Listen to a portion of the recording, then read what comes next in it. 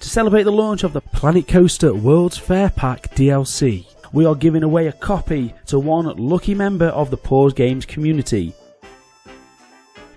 So to be in with a chance of winning, head over now to world.pausegames.co.uk. There are numerous methods of entry that you can choose from, and good luck. Yummy! Pardon! Help! Whoops! Oh no! Oh, my farmer!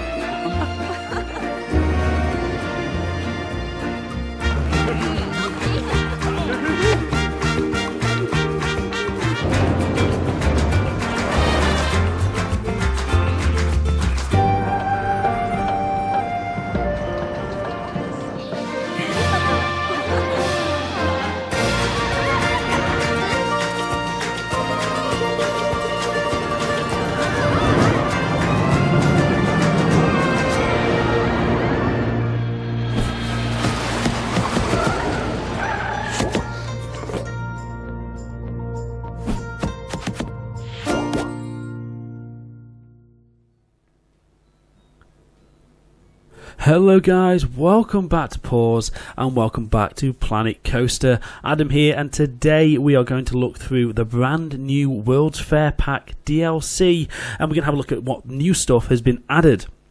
Now I know a few other people have done videos like this, so I'm going to try and keep it as short as possible, but in this video we are just going to go through the stuff in the World Pack DLC, which is available now for £7.99 and I believe €10.99, and same for dollars as well. It is available right now.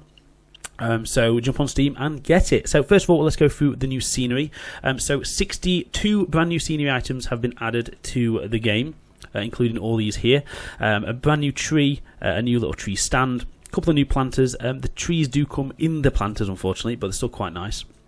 Some new archways and signage. All three of these are custom signs, and a lovely telephone box. Over this way we've got a few Asian inspired pieces, including this new lamp and also this street lamp just here. And also we've got these sort of Mexican skulls and a crown from the UK.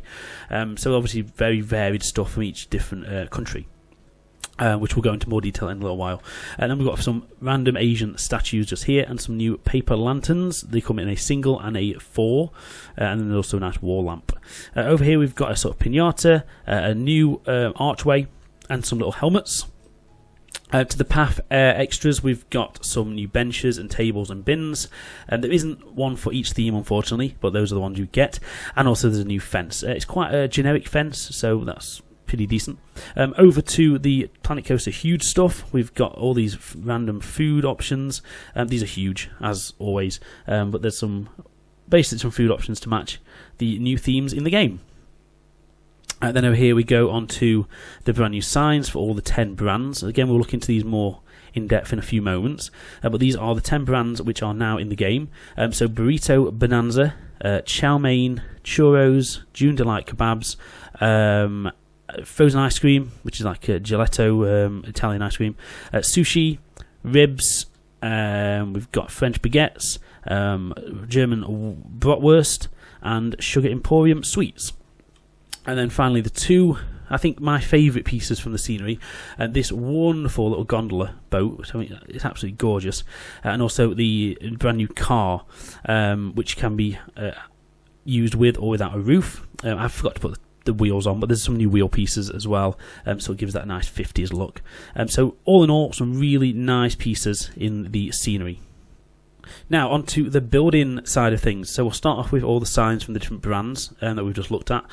So each one has got, there's loads more in here as well than that I've put down, but they come lit and unlit and various different sizes for each brand, as you can see here.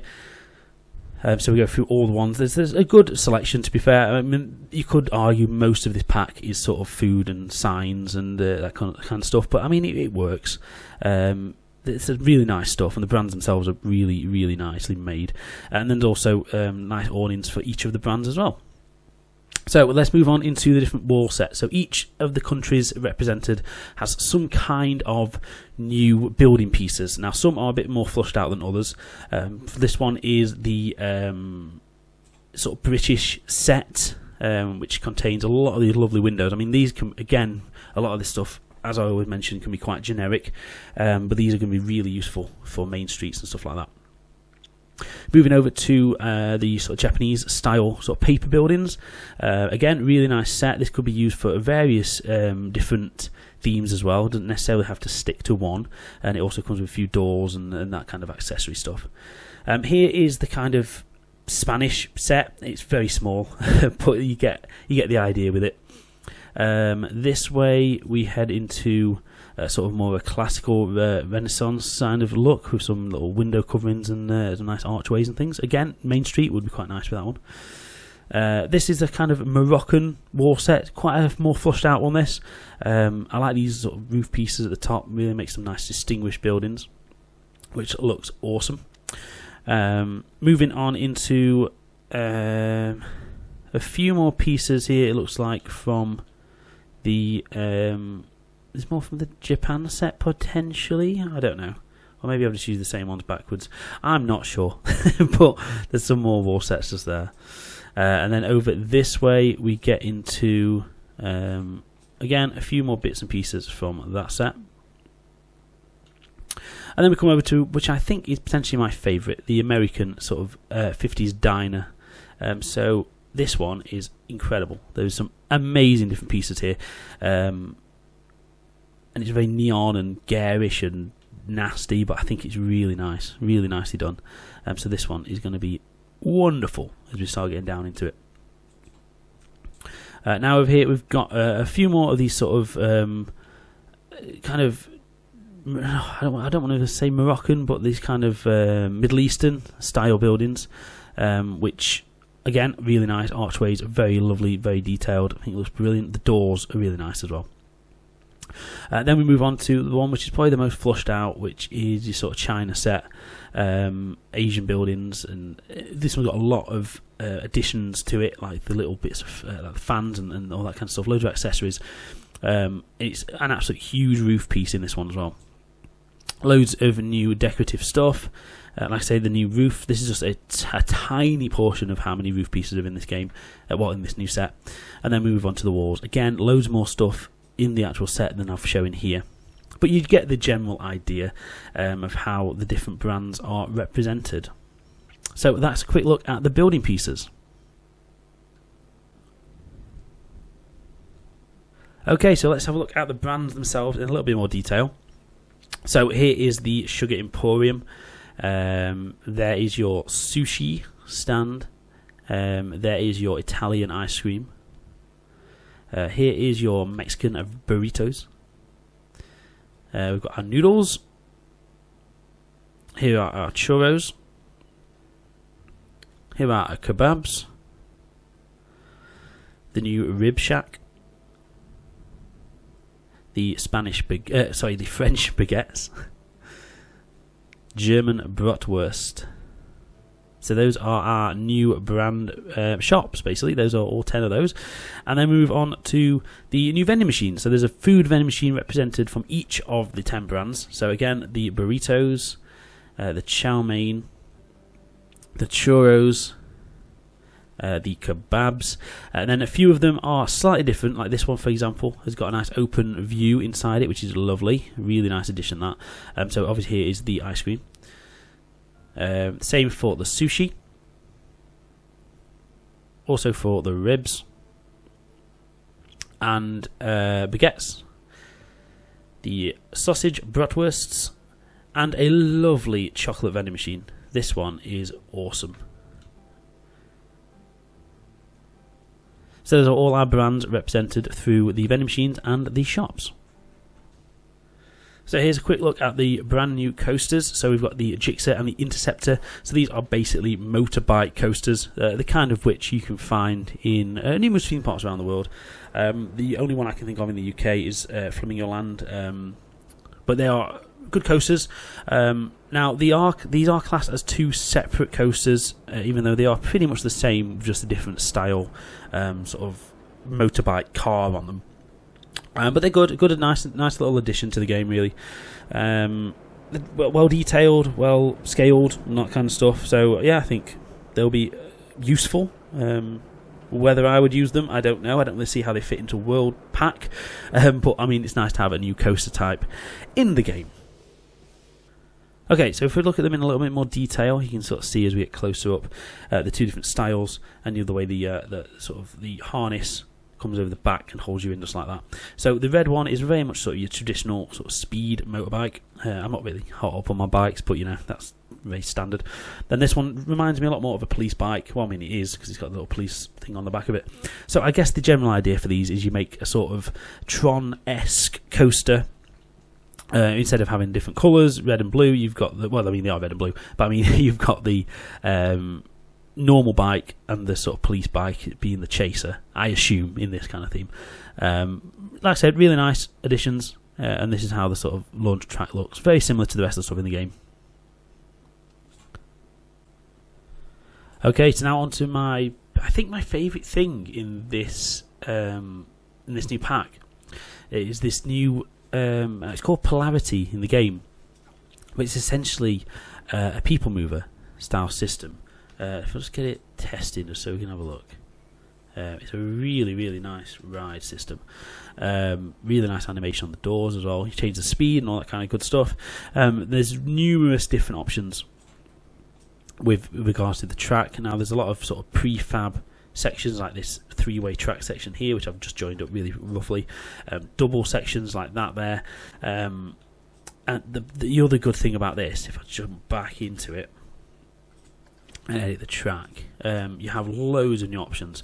So not only do you have these new track options, over in the utility you also have operational lights which sort of light up from the bottom, and now you have these full different canopy sections which are really nice. So different options for left and right, just the roof, right canopy wall, really, really nice options.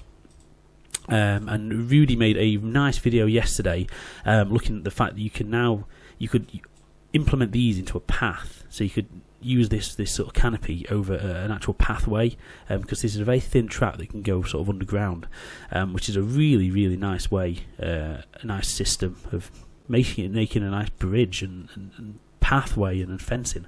But I'll go into more detail in that when I start using that, because I'm going to definitely use that in my build. The other good thing, obviously, you can change all the colours, as with everything. So it's a really, really nice ride, and like I say, it's my favourite thing in this whole pack.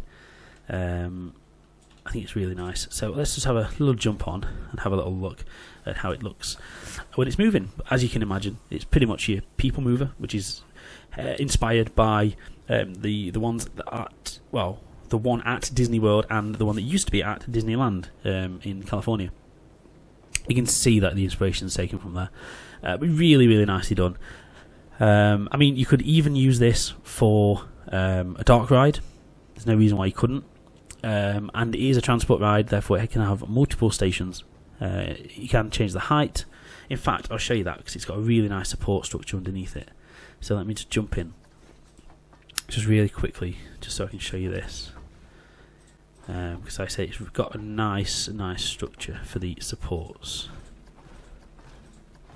Look at those. Really sort of like old school futuristic is how I'd describe them. Very much your sort of Tomorrowland style, which is what it's obviously inspired by. But yeah, the really, really nice ride system, and I'm very excited to start using it in my parks. So basically, guys, that is it for our very quick look today at the Planet Coaster World's Fair pack, which is now available as a additional cost DLC. Obviously, other than the stuff that I've just showed, there were other things on here that I can't really show you at the moment, including 25 new triggered sound effects, there's 15 new music tracks, and also 16 new ambient sounds as well. Including that, there are new hats available for the peeps to purchase, including Valkyrie helmets, crowns, and candy skulls in 4 colours. They are sold in the hats. Fantastic. So that is generally it for the World's Fair Pack DLC. Like I've mentioned a few times here on the channel, we are starting a brand new series later on today that is using all this new stuff to make an Epcot style world tour park. So check out the episode 1 of that coming this evening here on the channel. And also, we'll probably do another video at some point looking at the free stuff that's been added in 1.8. So just very briefly, the new stuff you've got in that is new vending machines. You've got a new sort of tagging system in here, a new favourite system, and a few other bits like that. General stuff that's going to make the game a little bit easier to play, and some. There's been a lot of stuff actually, including restaurants and all that kind of good things. Anyway, so we'll cover that potentially in another video. If not, there's plenty of other guys out there on YouTube who have covered the 1.8 update. So just do a quick search and I'm sure you'll find it. But for now, guys, that is it for today's look at the World's Fair Pack DLC. I hope you've enjoyed this. If you have, don't forget to give us a like down below. Subscribe to the channel, and don't forget to watch episode 1 of our World's Fair Park build coming later today. But for now, thank you ever so much, guys, and I'll see you in the next video. Cheers, bye.